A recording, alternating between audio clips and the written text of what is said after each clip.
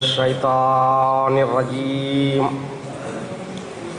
بسم اللہ الرحمن الرحیم الحمد للہ الذی لا یبلغ مدحتہ القائلون ولا یحصی نعماہ العدون ولا یؤدی حقہ المجتہدون الذی لا یدرکہ بعد الہمم ولا ینالہ غوث الفتن الذی لیس لصفتہ حد محدود ولا نعت موجود ولا وقت معدود ولا اجل ممدود فطر الخلائق بقدرتہ ونشر الریاح برحمتہ ثم الصلاة والسلام والتحیۃ والاکرام على السید النبی الامی العربی الہاشمی القرشی المکی المدنی الابدہی والتہامی السید البہی والسراج المضیء الکوکب الدری صاحب الوقار والسکینہ المدفون بارض المدینہ على عبد المعید ورسول المسدد المصطفى الامجد والمحمود الاحمد حبیب الہ العالمین وخاتم النبیین وشفیع المذنبین ورحمت للعالمین بالقاسم محمد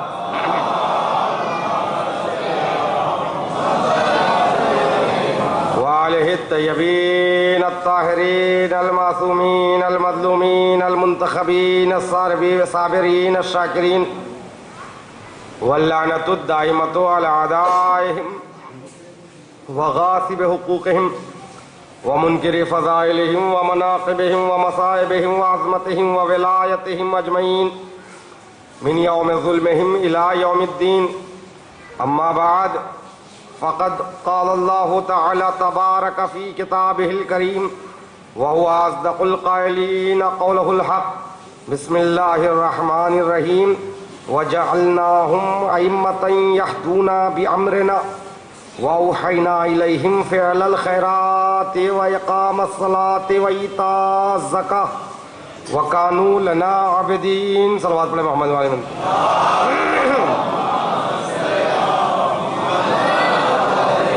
ادھر آ جائے اگر میرے روبرو ہو تو زیادہ بہتر ہے. ایک صلوات پڑھیں محمد وعلى محمد.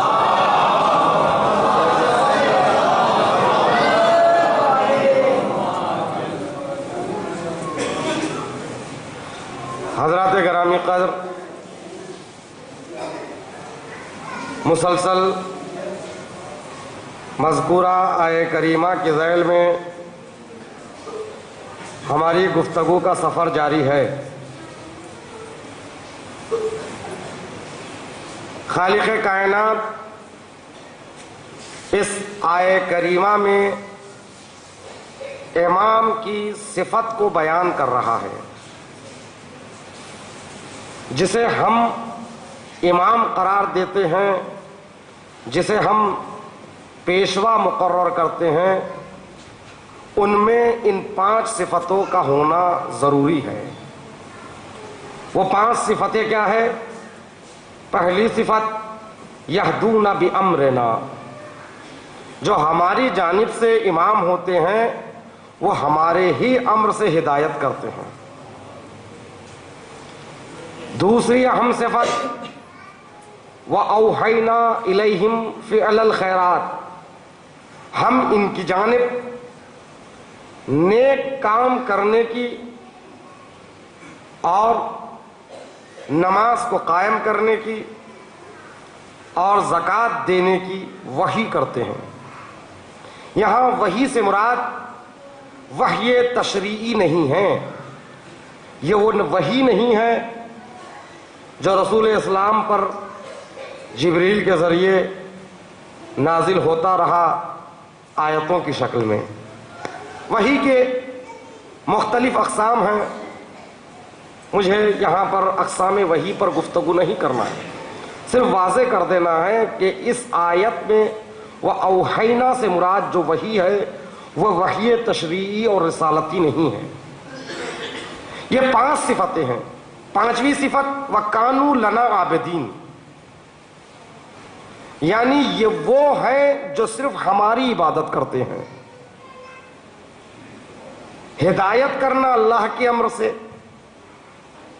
نیک اعمال انجام دینا، نماز کو قائم کرنا، زکوٰۃ عطا کرنا اور اللہ ہی کی عبادت کرنا، یہ 5 وہ صفتیں ہیں جو ایک امام میں ہوتی ہیں۔ تو عزیزان محترم، کل میں نے عرض کیا تھا کہ اگر امام کی صحیح معرفت نہ ہوگی تو انسان توحید کی منزل تک نہیں پہنچ سکتا۔ اگر توحید کو سمجھنا ہے تو امام کو سمجھنا ضروری ہے، امام کی معرفت ضروری نہیں ہے، اس لیے کہ خود رسول اسلام نے ارشاد فرمایا، آگے تھا،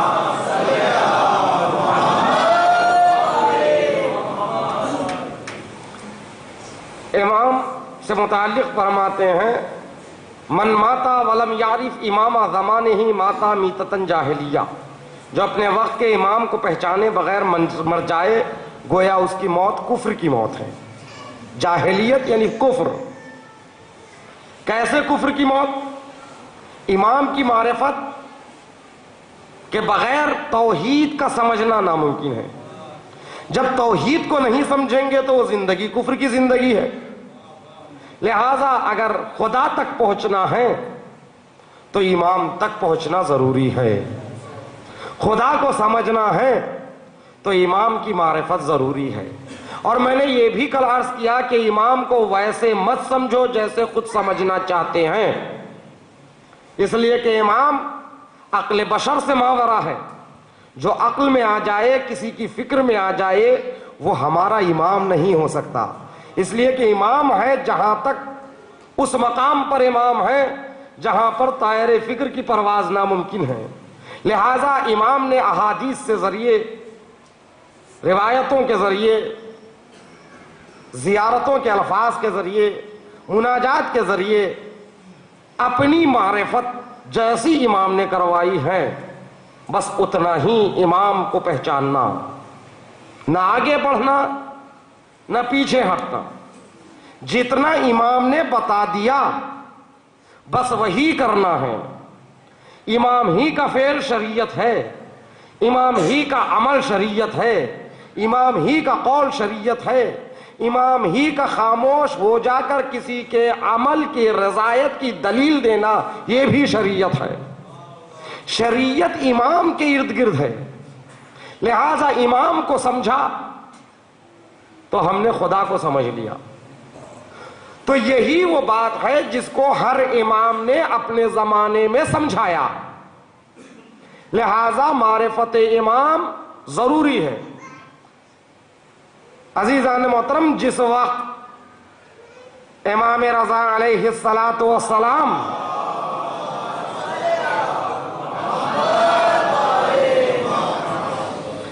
جب آپ مدینے سے مرو کی طرف یعنی طوس کی طرف آ رہے تھے تو جب نیشاپور پہ پہنچے ہزاروں لوگ قلمدان لیے امام کے پیچھے پیچھے تھے۔ امام کوئی حدیث بیان کرے تو میں لکھوں۔ تقاضا کیا امام سے، آقا اپنے جد سے کسی حدیث کو نقل فرمائیے۔ امام نے عماری کا پردہ ہٹایا، اب جو حدیث بیان کی، ایک شافعی بزرگ عالم دین اس حدیث سے متعلق نہیں، سلسلہ روات سے متعلق عرض کرتے ہیں کہ امام نے کہا کہ یہ حدیث مجھے میرے بابا نے، ان کو ان کے بابا نے، ان کو ان کے بابا نے، یعنی 8ویں امام نے، 7ویں امام سے 7 نے، 6ٹھے امام امام جعفر صادق علیہ السلام سے، امام صادق امام باقر سے، امام باقر امام سجاد سے، امام سجاد امام حسین سے، امام حسین امام حسن سے، امام حسن مولائے کائنات سے، مولائے کائنات رسول اکرم سے، رسول اکرم جبرائیل سے، جبرائیل سے خدا کہہ رہا ہے۔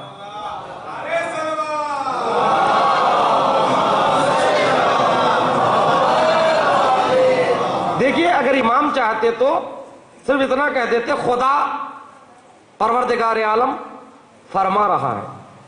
لیکن سلسلہ کیوں بیان کیا؟ اس لیے کہ مجمع میں سب امامت کے ماننے والے نہیں تھے، جس میں اپنے بھی تھے غیر بھی تھے، اور ساتھ ہی ساتھ سلسلہ بھی بتانا اس لیے ضروری تھا. جو حدیث بیان کر رہا ہوں یہ حدیث خدا سے لے کر مجھ تک جو پہنچی ہے، اس سلسلہ روات میں ایک بھی غیر معصوم نہیں ہے. لہذا اس سلسلے کو سلسلۃ الذہب کہتے ہیں.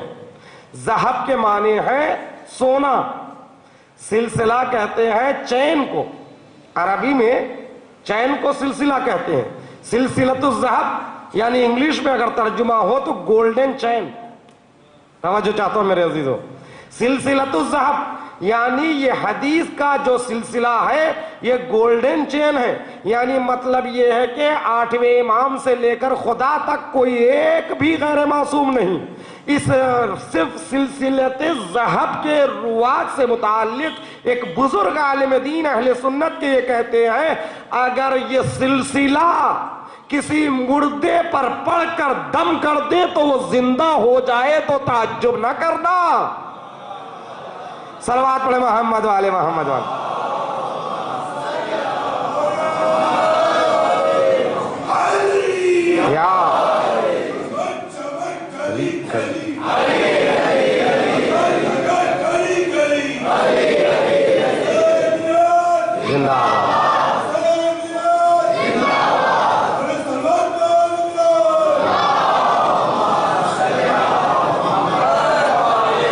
امام نے فرمایا کیا ہے؟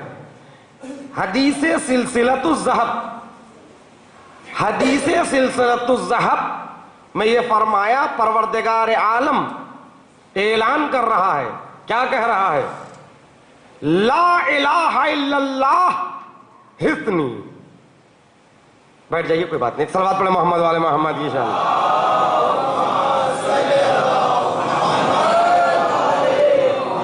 جو لا الہ الا اللہ ہے پروردگار عالم کہہ رہا ہے میرا مضبوط قلعہ ہے. حصن کہتے ہیں قلعے کو. لا الہ الا اللہ میرا مضبوط قلعہ ہے. یعنی مطلب کیا ہے؟ جو بھی لا الہ الا اللہ کہہ کر اسلام میں داخل ہو گیا وہ مسلمان ہو گیا، وہ قلعے میں آ گیا. لا الہ الا اللہ حصنی فمن داخل حصنی، جو بھی داخل حصن ہو گیا اس قلعے میں آ گیا، آمن من عذابی. وہ شخص کون کہہ رہا ہے؟ پروردگار عالم. نقل کون کر رہے؟ امام رضا نیشا پور میں. توجہ چاہتا ہوں میرے عزیزو، امام فرماتے پروردگار عالم کہہ رہا ہے لا الہ الا اللہ میرا مضبوط قلعہ ہے، جو بھی اس مضبوط قلعے میں داخل ہو جائے گا آمن من عذابی، وہ میرے عذاب سے محفوظ ہو جائے گا. تو اس کا مطلب جو لا الہ الا اللہ کہہ کر مسلمان ہو گیا وہ انسان عذاب الہی سے محفوظ ہو گیا. یہاں تک تو توحید کی منزل ہے، یہاں تک یہ حدیث قدسی ہے. امام نے پردہ ڈال دیا، پھر اس کے بعد سواری آگے بڑھی.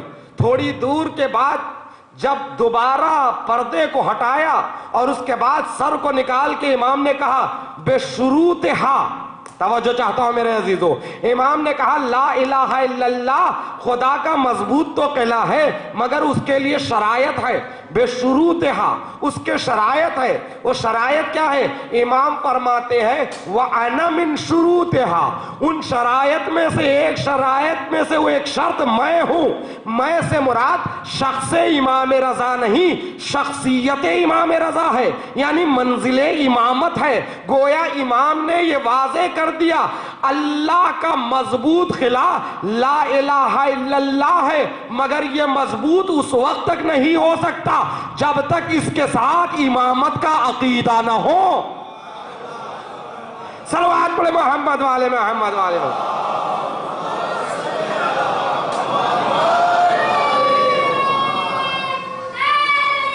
یار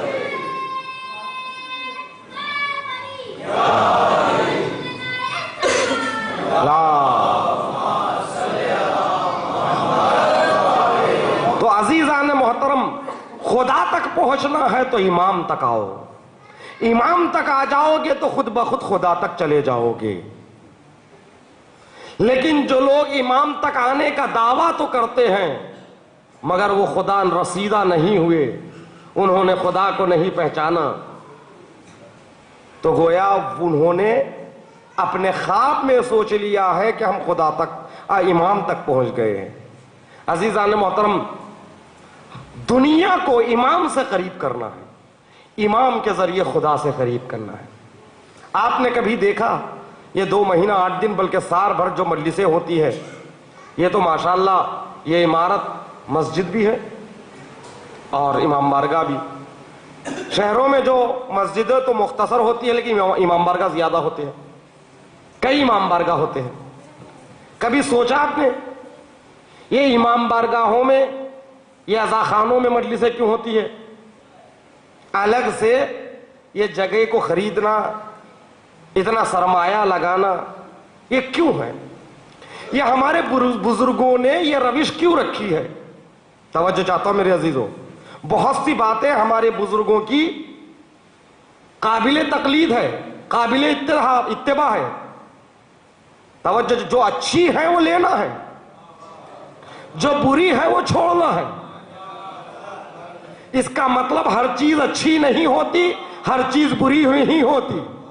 جو بزرگوں سے جو چیزیں روایتیں ہمیں ملی ہیں ان میں جو اچھائیاں ہیں ان کو قبول کرو اور اس کو مضبوطی سے اس پر عمل کرتے رہیں۔ آپ نے کبھی سوچا یہ عزاخانوں کی کثرت کیوں؟ بھائی مسجد ہے، مسجد میں نماز کے وقت نماز ہو جائے گی، مجلس کے وقت مجلس ہو جائے گی، مگر الگ سے عزاخانوں کا قیام ہمارے ہندوستان میں بالخصوص کیوں ہے؟ ورنہ زیادہ تر چلے جائیے باہر مسجدوں ہی میں مجلسیں ہوتی، البتہ حسینیہ اور امام بارگاہ وہاں ہوتے، مگر ہمارے پاس کثرت سے امام بارگاہ ہے، کثرت سے امام بارگاہ ہے۔ یہ مسجدوں سے جدا امام بارگاہوں کا وجود کس لیے؟ مجلس وہاں جہاں مسجد ہے ہو سکتی ہے، نماز بھی مسجد میں ہو سکتی ہے، مجلس بھی مسجد میں ہو سکتی ہے، مگر امام بارگاہوں کو جدا رکھنے کی حکمت یہ ہے کہ مسجد میں جو مسلمان ہوگا وہی آ سکتا ہے، غیر مذہب والا مسجد میں نہیں آ سکتا، غیر مسلم مسجد میں نہیں آ سکتا۔ لہذا امام بارگاہوں کو وجود میں لایا گیا تاکہ یہاں اب کوئی مذہب کا قید نہیں ہے، اپنا بھی آ سکتا ہے، غیر بھی آ سکتا ہے، کافر بھی آ سکتا ہے، ہندو بھی آ سکتا ہے، سکھ بھی آ سکتا ہے، عیسائی بھی آ سکتا ہے، اس لیے کہ یہ دربار حسینی ہے، یہ بارگاہ حسینی ہے۔ یہ عزاخانوں کو الگ رکھنے کی حکمت یہی ہے کہ دنیا کو یہاں بلاؤ، حر بنا کر یہاں سے مسجد کو لے جاؤ۔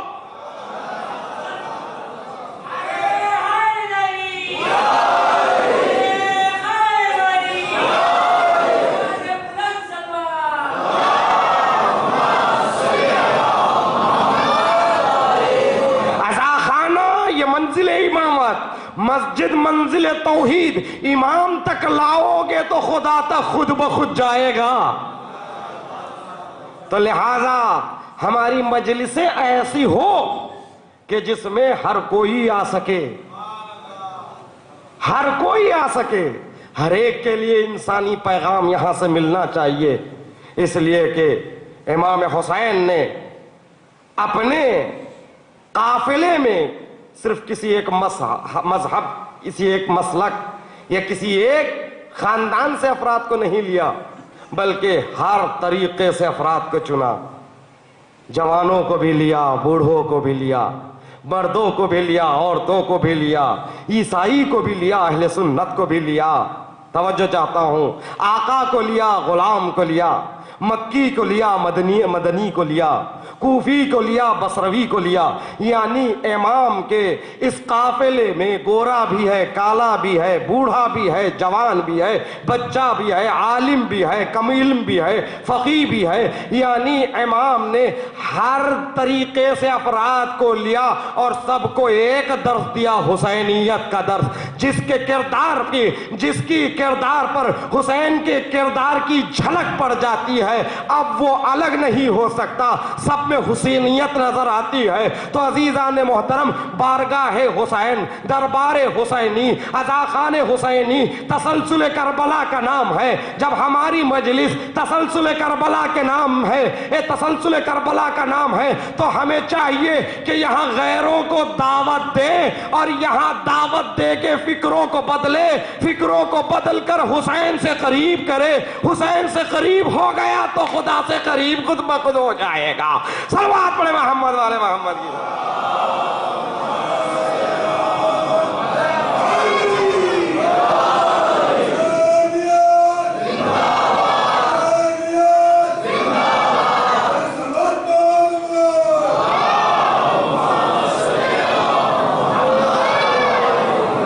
لہذا مجلس حسین ابن علی درسگاہ حسین ہیں، درسگاہ حسینی ہیں۔ تو عزیزان محترم، یہاں سے ہر بندہ کچھ نہ کچھ لے کر اٹھے، اپنے لیے بھی، غیر کے لیے بھی، ہر ایک کے لیے ہاں سے درس ہو۔ اسی لیے تسلسل کربلا کا نام ہے۔ تو ایک حر وہاں آیا، تو اگر وہاں ایک حر ہے تو یہاں ہر مجلس سے کوئی حر نکل سکتا ہے۔ اگر جو انسان کو حر سے حر جری نہ بنا دے، وہ پھر مجلس نہیں۔ مجلس ایسی نہ ہو کہ آنے والا اٹھ کر چلا جائے، مجلس ایسے ہو نہ آنے والا بھی کھچ کر یہاں پر آئے، کیونکہ حسین کی درسگاہ سب کے لیے عام ہے۔ امام حسین نے یہی درس دیا ہے ہر کسی کو، یہ پیغام عام ہے، امامت تک لاؤ۔ اسی لیے امام رضا علیہ السلام ارشاد فرمانے، رحم اللہ من احیا امرنا، امام فرماتے ہیں اس پر اللہ کی رحمت جس نے ہمارے امر کو زندہ کیا۔ پوچھنے والے نے پوچھا کیفا یحیا امرک، اے آقا، اے فرزند رسول، یہ بتائیے آپ کا امر کیسے احیا یعنی زندہ ہوگا؟ تو امام نے فرمایا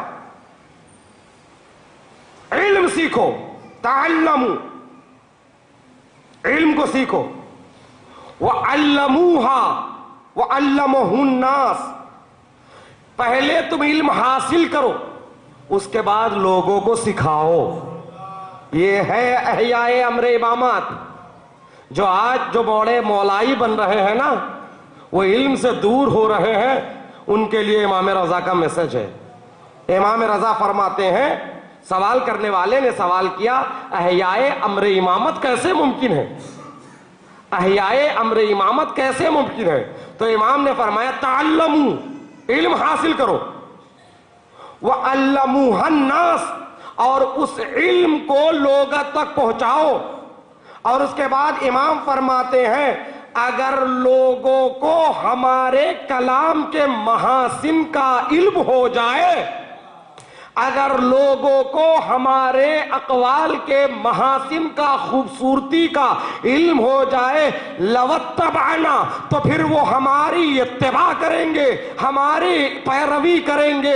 آج اگر دنیا در اہل بیت پر مکمل طریقے سے جمع نہیں ہوئی تو اس کا مطلب یہ ہے کہ اقوال معصومین پوری طرح سے دنیا تک پہنچے نہیں ہیں۔ یہ کس کی ذمہ داری ہے؟ یہ ہماری ذمہ داری ہے کہ ہم امام کے اقوال کو، محاسن کلام کو دنیا تک پہنچائے، بتائے ہمارے امام نے کیا کہا ہے۔ کب بتائیں گے؟ ہم اس وقت بتائیں گے جب خود جانتے ہو، جب ہم خود جانتے نہیں ہیں تو دوسروں کو کیا بتائیں گے؟ عربی میں مثل مشہور ہے، فاقد الشے موتی شے نہیں ہو سکتا، جس کے پاس خود نہیں ہے وہ دوسروں کو دے نہیں سکتا۔ تو لہذا اگر دنیا کو محاسن کلام ائمہ سے آگاہ کرنا ہے تو پہلی ذمہ داری ہم جوانوں کی یہی ہے کہ ہم علم آل محمد کو سیکھیں، میڈیا کے ذریعے، سوشل میڈیا کے ذریعے اہل بیت کے علوم کو اجاگر کریں۔ لیکن بعض وقت ہم یہاں پر ایک غلطی کرتے ہیں، کیونکہ واٹس ایپ کا زمانہ ہے، واٹس ایپ میں دیکھتے ہیں کوئی ایک قول دیکھ لیتے ہیں، امام علی نے فرمایا اور نیچے لکھا ہوا ہے، فوراً ہم دوسرے گروپس میں اس کو سینڈ کر دیتے ہیں، پتہ نہیں واقعاً یہ امام کا قول ہے کہ نہیں، کہیں دشمن کی چال تو نہیں ہے۔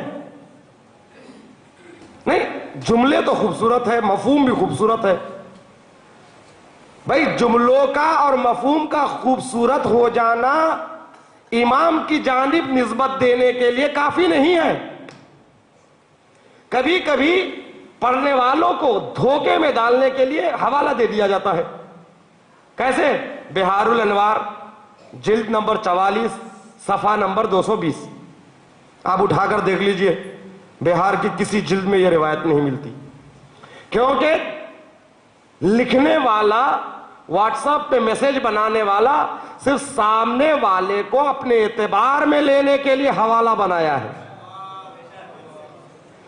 ممکن ہے کہ دشمن یہ چالاکی کر رہا ہے، یہ مکاری کر رہا ہے کہ غلط باتوں کو امام کے سے نسبت دے کر اتنا عام کر دو کہ وہ خود ایک دوسرے کے گروپس میں سینڈ کرتے رہیں گے۔ لہٰذا جو حضرات واٹس ایپ یوز کرتے ہیں اور خصوصاً ائمہ کے حدیث کو سینڈ کرتے ہیں، ان کی یہ ذمہ داری ہے کہ جب تک وہ تائید نہ کروا لیں، جب تک کسی عالم سے تائید نہ کروا لیں، جب تک اس کتاب میں خود نہ دیکھ لے، اس وقت تک اسے آگے سینڈ نہ کرنا، ورنہ آپ کی بھی ذمہ داری بن جائے گی۔ صلوات پڑھیں محمد والے محمد کی۔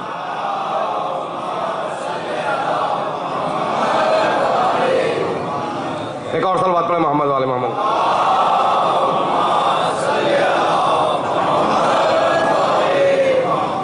تو عزیزان محترم، محاسن کلام ائمہ کو دنیا کے کونے کونے تک پہنچانا یہ ہماری ذمہ داری ہے۔ خرافات کو چھوڑیے، ان چیزوں کا علم حاصل کر لیے جو ہمارے آخرت کو سنوار سکتی ہیں، جو ہمارے آخرت کے لیے ضامن ہے، ان علوم کو سیکھیے۔ کیونکہ بہت سے لوگ اس میں پڑ جاتے ہیں کہ یہ جاننے کے مولا عباس کے گھوڑے کا کیا نام تھا۔ اب پوری بحث اسی پہ ہو رہی ہے پوری رات کہ مولا عباس کے گھوڑے کا کیا نام تھا، رات بھر اس پہ بحث ہو رہی ہے۔ مولانا سے پوچھا جا رہا ہے، مولانا کہیں سے حوالہ نکال کر دیجئے، اس کا یہ نام نہیں، یہ ہے، اس کا نام حارث ہے، نہ اس کا نام ابو حارث ہے۔ جو بھی نام ہوگا ہوگا یا نام نہ ہوگا، اگر ہم کو مولا عباس کے گھوڑے کا نام نہ پتا ہو، کیا اس بنا پر ہمیں جہنم میں ڈالا جائے گا؟ کیا قبر میں فرشتے یہ سوال کریں گے کہ مولا عباس کے گھوڑے کا نام بتا، نہیں تو تجھے ہم جہنم میں بھیجیں گے؟ تو عزیزو، علم کے نام پر بعض لوگ بڑھتے تو ہیں دین کو حاصل کرنے کے لیے، لیکن دین میں جو واجبات ہے اسے چھوڑ دیتے ہیں، جو حرام چیزیں ہیں اسے جاننے سے پیچھے ہٹ جاتے ہیں۔ ارے یہ بھی حاصل کرو، کوئی میں منع نہیں کر رہا ہے، مگر پہلے ان چیزوں کو حاصل کرو جن کا جاننا ضروری ہے۔ صلوات پڑھے محمد والے محمد کی شان۔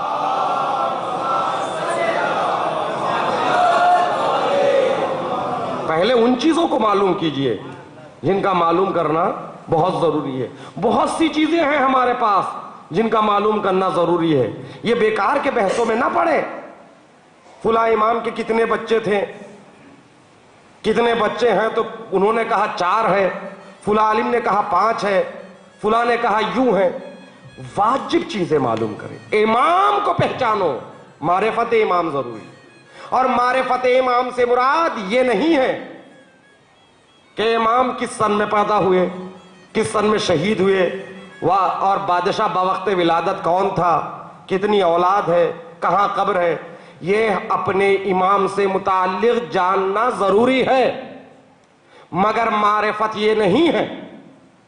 یہ تو ایک عام مورخ, چاہے وہ کسی بھی مسلک کا ہے, وہ بھی جان سکتا ہے. آپ نے پڑھا تو آپ نے جان لیا, میں نے پڑھا تو میں نے جان لیا. ایک غیر مسلم اگر تاریخ کا مطالعہ کرنے کا شوق رکھتا ہے تو تاریخ پڑھے گا تو اسے بھی پتہ چل جائے گا. لیکن معرفت امام کیا ہے, امام کہاں پیدا ہوئے, کہاں شہید ہوئے, یہ ہے. یہ تو ہسٹری ہے, یہ تو تاریخ ہے. پھر جاننا کیا ضروری ہے, معرفت کے معنی کیا ہے.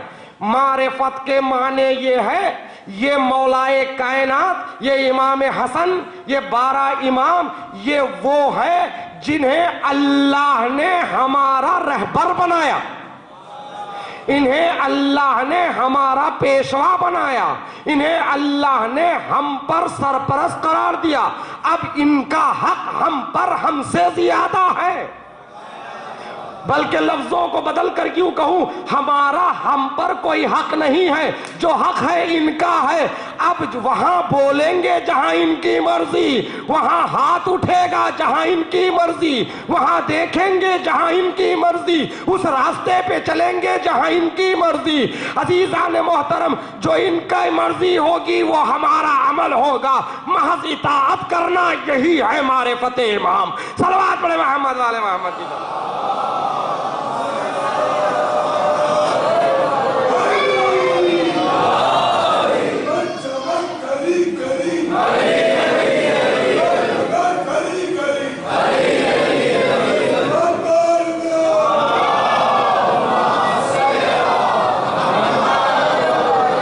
معرفت امام سے مراد جسے آپ امام سمجھ رہے ہیں, جسے امام مان رہے ہیں, وہ من جانب اللہ ہے, وہ اللہ کی طرف سے ہے, وہ اللہ کی طرف سے ہمارے نفوس پر حاکم ہے, وہ اللہ کی طرف سے ہمارے نفوس پر مولا ہے. مولا کا مطلب یہی ہے کہ ہم پر ہمیں اختیار نہیں ہے, انہیں اختیار. اگر یہ جسم کس کا ہے, میرا ہے, یہ ہاتھ کس کے ہے, میرے ہے, یہ گردن کس کی ہے, میری ہے. کیا میں ایک چھری لے کر اپنی گردن کو کاٹ سکتا ہوں؟ شریعت کا حکم ہے کہ حرام ہے. کیوں؟ ٹھیک ہے, گردن آپ کی ہے, ہاتھ آپ کا ہے, چھری آپ کے ہاتھ میں ہے, لیکن آپ کو اجازت نہیں ہے. آپ سمجھ رہے ہیں آپ کا ہے, لیکن یہ آپ کا نہیں ہے. اگر میرا ہوتا تو اگر میں اپنے جسم کا مالک, حقیقی مالک ہوتا, تو مجھے یہ اختیار ہوتا کہ میں اپنے ہاتھوں سے اپنی گردن کاٹ لوں. میں اپنے ہاتھوں سے اپنی گردن کو اپنی مرضی سے نہیں کاٹ سکتا, مگر امام کہتے کاٹ لو تو کاٹنا واجب ہے. امام اگر کہتے اپنے ہاتھوں سے کاٹ لو تو کاٹنا اس لیے واجب ہے کہ یہ جسم میرا نہیں ان کا ہے. وہ کہیں گے تو ہمیں کرنا پڑے گا. اسی لیے جو ایسا عقیدہ رکھتا ہے اسے شیعہ کہتے ہیں.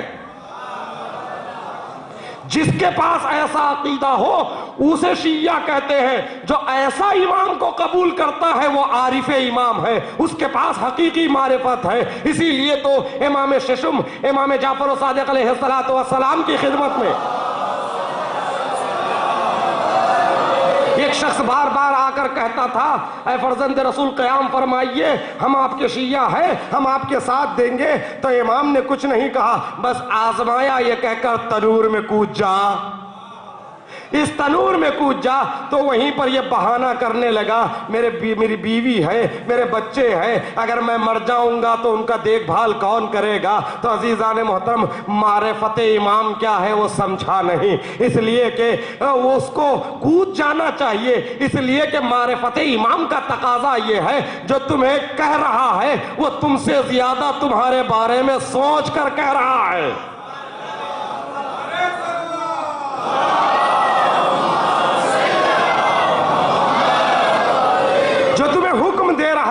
اگر تم واقعی شیعہ ہو, واقعی امامت کی معرفت رکھتے ہو, تو تمہیں بہانہ نہیں کرنا چاہیے.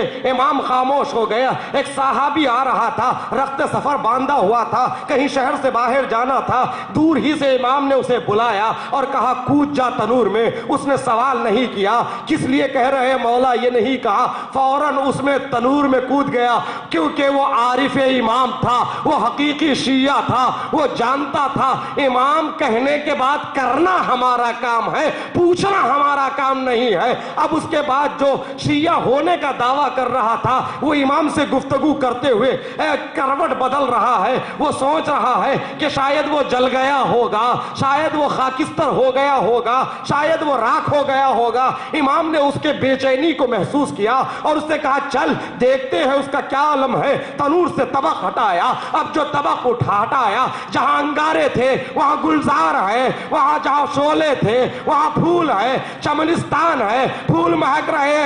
امام نے یہ بھی بتا دیا جو ہماری اجازت سے, ہمارے حکم سے اگر انگاروں میں بھی کود جاتا ہے تو وہ انگاروں میں نہیں باغوں میں رہتا ہے, چمن میں رہتا ہے. صلوات پر محمد والے محمد کی.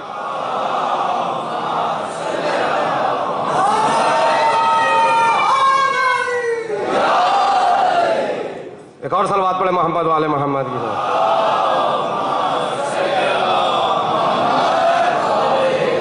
ہم واقعاً امام کے شیعہ ہے, امام کی معرفت ہے, تو ہماری ذمہ داری کیا ہے؟ اس لیے آپ نے الیکشن میں دیکھا ہوگا ہر پارٹی اپنے کارکنان کو, اپنے پارٹی کے جو کارکنان ہوتے ہیں ان کو اپنا منشور دے کے کہتی ہے گھر گھر جاؤ اور بتاؤ ہمارا منشور کیا ہے, ہمیں اگر حکومت ملے گی تو ہم کیا کرنے والے ہیں, جا کر سمجھاؤ. کوئی پارٹی نہیں چاہتی کہ لوگ دور ہو جائے, ہر ایک یہی کہتا ہے جاؤ سمجھاؤ تاکہ ان کا ووٹ ہمیں مل جائے. وہ حقیقی کارکرتا ہوتے ہیں جو لوگوں کو اپنے سے قریب کرتے ہیں, ووٹ بڑھاتے ہیں. تو عزیزان محترم, پروردگار عالم نہیں چاہتا کہ اس کے بنائے ہوئے مخلوق جہنم میں جائے. پروردگار عالم نہیں چاہتا کہ مخلوق جہنم میں جائے, لہذا اس نے امام کی امامت کے نظام کو قائم کیا تاکہ لوگ ان کے ذریعے ہدایت پائے, جہنم سے نجات پائے. اور امام نے یہی فرمایا یہ تمہاری ذمہ داری ہے شیعہ, تم ہمارے مذہب کے, ہماری امامت کے صحیح عارف ہے, تو تمہاری ذمہ داری یہ ہے کہ جس طرح ووٹ لینے کے لیے گھر گھر جاتے ہیں, ان کو قائل کرتے ہیں, اسی طرح ہماری ذمہ داری ہے کہ ہم ایک ایک آدمی کو ائمہ کے اقوال سمجھائے, ہر آدمی کو پکڑ کر امام تک لائے, شیعہ بنائے. کیوں؟ اس لیے کہ امام فرماتے ہیں ہمارے محاسن کلام کو ان تک پہنچاؤ. مگر افسوس کہ ہم غیروں تک جانا تو بہت دور کی بات, ہم اپنوں میں لڑ رہے ہیں, ہم آپس میں لڑ رہے ہیں. یہ دشمن کی مکاری ہے کہ آپس میں اتنا الجھا کے رکھ دو کہ پیغام امامت یہ لے کر باہر تک نہ جائے. امام کا کردار ہمارے سامنے ہے. امام نے کربلا سے, مکے سے جو چلے تو کیسے کیسوں کو اپنا ساتھ لیا. مکے سے کوفے کی طرف آ رہے تھے امام. امام کے قافلے کے ہمراہ ایک چھوٹا سا قافلہ تھا زہیر ابن قین کا. یہ زہیر ابن قین کون ہے؟ زہیر ابن قین جنہیں تاریخ میں عثمانی شیعہ کہا گیا, یا لفظوں کو بدل کر کہوں آج کی اصطلاح میں اہل سنت, مگر اہل بیت کے چاہنے والے تھے, شیعہ علی نہیں تھے. یہ بھی یاد رکھیے, ہمارے دل و دماغ میں یہ بات ہے جو شیعہ نہیں ہے وہ اہل بیت کا دشمن ہے. یہ غلط ہے. یہ ضروری نہیں ہے کہ شیعہ نہیں ہے تو اہل بیت کا دشمن ہے. ہاں اہل بیت کو جیسے آپ اور ہم مانتے ہیں ویسے نہیں مانتا. مولائے کائنات کو ہم رسول کے بعد بلا فصل امام مانتے ہیں، شاید وہ نہ مانتا. نہ ماننا امام اور ہے، دشمن ہونا اور ہے. یہیں پر پوری گڑبڑیاں ہوتی ہیں. ہم انہیں دشمن سمجھتے ہیں. کتنے اہل سنت علماء ہیں، یوٹیوب پر اٹھا کر دیکھیے، فضائل اہل بیت ہماری طرح پڑھتے ہیں، بہت سے. تو لہذا ایسے اہل سنت کے لیے مثال جو ہے نا زہیر ابن قین ہے. اہل سنت سے تھے، یعنی شیعہ عثمانی تھے، مگر اہل بیت کے چاہنے والے تھے. مگر فرزند رسول امام حسین سے دور دور ہٹ کے چلتے تھے. امام خیمہ یہاں نصب کرتے تھے تو وہاں دور خیمہ نصب کرتے تھے، کیونکہ وہ امام سے ملنا نہیں چاہتے تھے. انہیں یہ ڈر تھا کہیں امام سے ملاقات ہو جائے تو امام بھی مجھے کوفہ ساتھ چلنے، جنگ میں ساتھ چلنے کا کہیں حکم نہ دے دے، کہیں خواہش نہ کر دے. زہیر ابن قین کو کیا پتا ان کا نام بھی فہرست شہدائے کربلا میں ہے. ایک مرتبہ امام حسین نے اپنے قاصد کو بھیجا،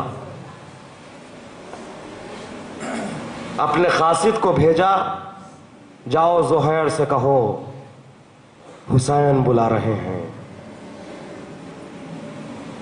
قاصد خیمہ زہیر ابن قین پر پہنچتا ہے.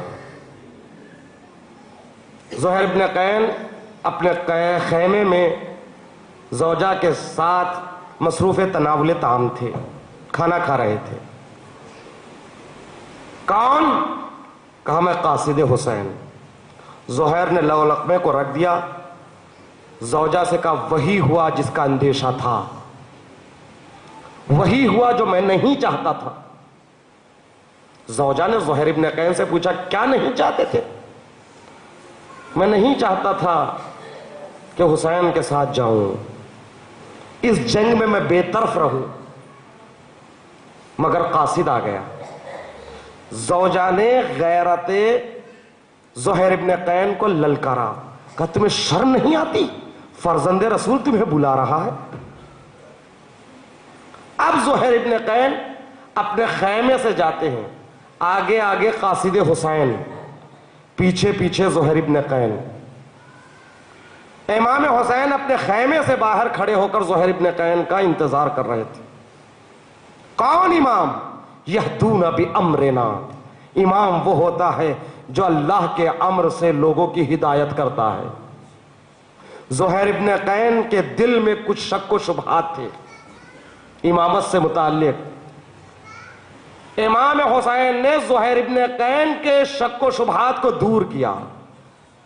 اب جو نور امامت سے قلب زہیر منور ہوا، چہرہ دمک رہا تھا، اب جو واپس زہیر لوٹے، نور امامت سے چہرہ منور تھا. اپنے خیمے میں آئے، زوجہ سے کہہ دیا، اور جو غلام تھے اور زوجہ کے بھائی تھے، کہا تم لوگ سب چلے جاؤ کوفے کی طرف، میں اب حسین کے ساتھ جا رہا ہوں. اپنی زوجہ کو آزاد کر دیا، تم آزاد ہو.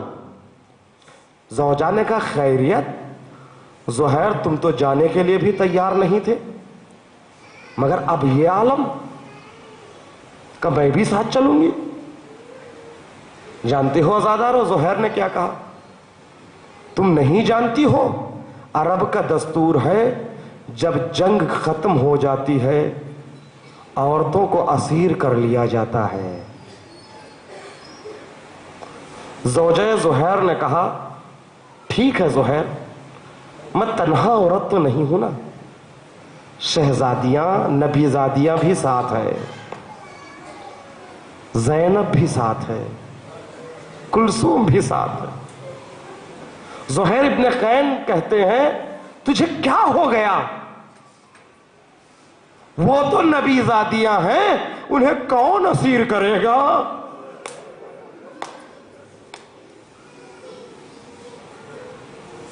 وہ تو نبی زادیہ ہیں، وہ تو علی و فاطمہ کی بیٹیاں ہیں، انہیں کون اسیر کرے گا؟ زہیر میں بھی کنیز بن کے ساتھ چلوں گی۔ زہیر راضی نہ ہوئے۔ عزادارو، زہیر کا یہ مختصر قافلہ کوفے کی طرف لوٹتا ہے اور زہیر حسین کے ساتھ کربلا آتے ہیں۔ ہاں عزادارو، دوسری محرم کو وارد کربلا ہوئے۔ کربلا کے میدان میں 7ویں کو پانی ختم ہو جاتا ہے۔ زہیر بھی پیاسے، حسین بھی پیاسے۔ اللہ اکبر، شب عاشور زہیر ناز کر رہے تھے، پروردگار عالم نے مجھے موقع دیا ہے، میں حسین کے قدموں میں جان نچھاور کرنے والا ہوں۔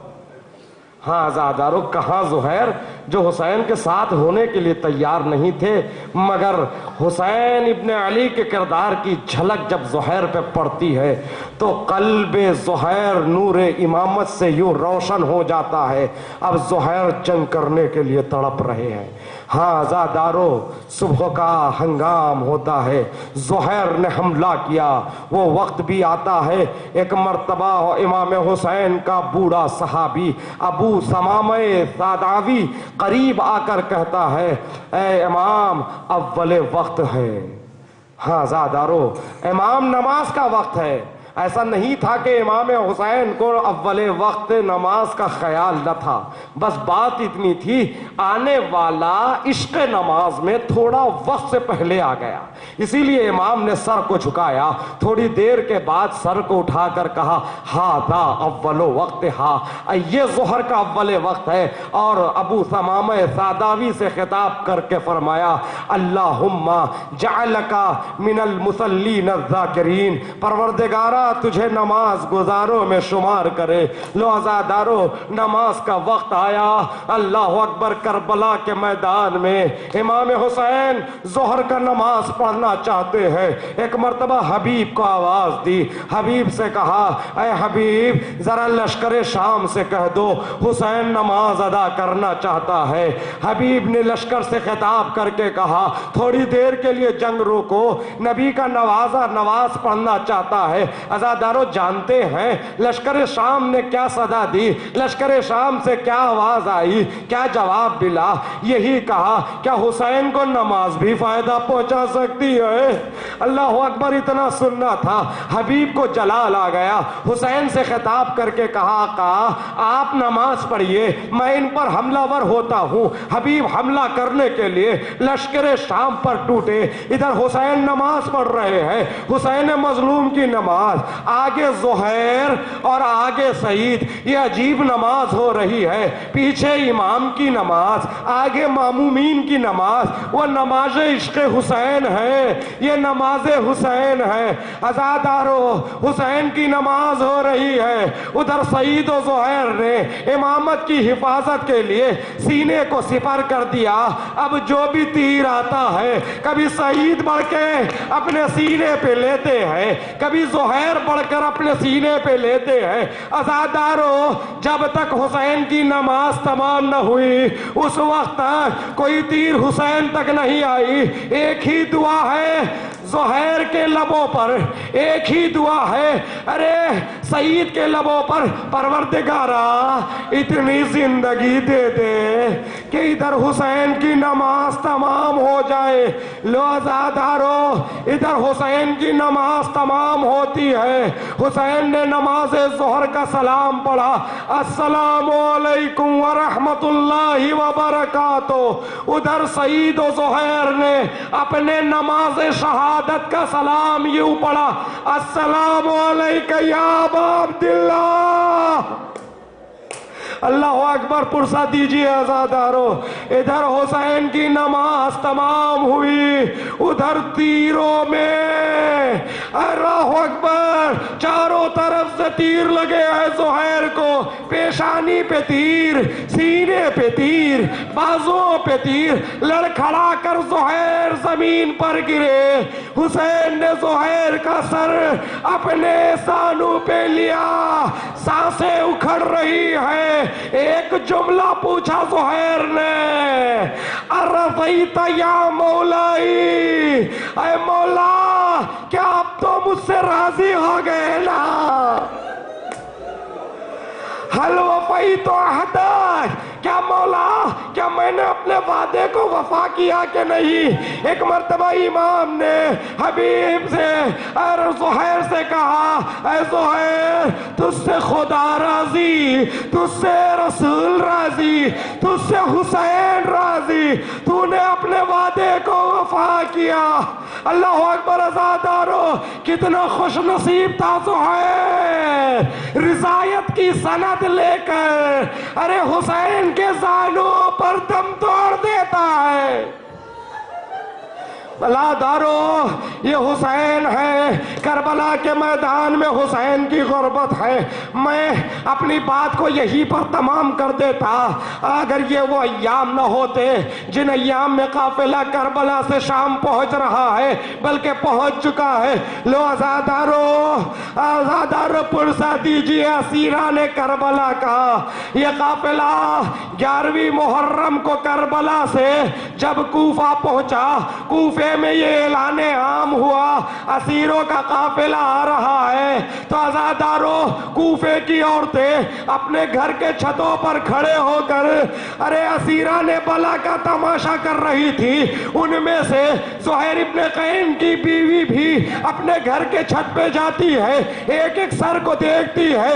جب سر زہیر پر نگاہ پڑتی ہے، دور سے کہا، زہیر تمہیں میرا سلام، تو نے حسین پر جان دے دی۔ ایک مرتبہ زہیر کی زوجہ گھر میں آتی ہے، صندوق کو کھولتی ہے، ایک کفن کو نکالتی ہے، غلام کو بلاتی ہے اور کہتی ہے، غلام اب تیرا آقا نہیں رہا، تیرا آقا کربلا میں شہید ہو گیا، اب تیرا کوئی کام نہیں ہے، میں تجھے آزاد کرتی ہوں، مگر پہلے ایک آخری خدمت اپنے آقا کی کر لینا، کربلا جانا۔ ارے تیرے آقا کو وہاں کوئی پہچاننے والا نہیں، تیرے آقا کا لاشا دشت بلا میں بے کفن ہوگا، کفن دینا۔ عزادارو، غلام زہیر کوفے سے کربلا آتا ہے، زہیر کی زوجہ یہاں کوفے میں انتظار کر رہی ہے، غلام اب گیا ہوگا، کفن دیا ہوگا، لاشا دفنایا ہوگا، اب لوٹ کر واپس آ رہا ہوگا۔ ایک مرتبہ غور سے دیکھا، کیا دیکھا؟ کربلا کی جانب سے ایک غبار کا بلند ہونا تھا، غبار کے دامن کے چاک ہونے سے کیا دیکھا؟ غلام زہیر گھوڑے کو دوڑاتے ہوئے کوفے کی طرف آ رہا ہے۔ ارے زوجہ زہیر دوڑتی ہوئے نیچے آتی ہے، دروازے کو کھولتی ہے، غلام کھڑا ہوا ہے، کہا، غلام تیرا شکریہ، میں تیرا احسان کبھی فراموش نہیں کر سکتی، تو نے اپنے آقا کو کفن دیا۔ غلام نے سر کو جھکا کر دامن کو ہٹایا، کفن پیش کر کے کہا، بی بی مجھے معاف کرنا، میں نے اپنے آقا کو کفن نہیں دیا، اس لیے کہ کربلا میں ایک کفن کی نہیں 72 کفن کی ضرورت ہے۔ ارے میرے آقا کا آقا کربلا کے میدان میں بے غور ہو کر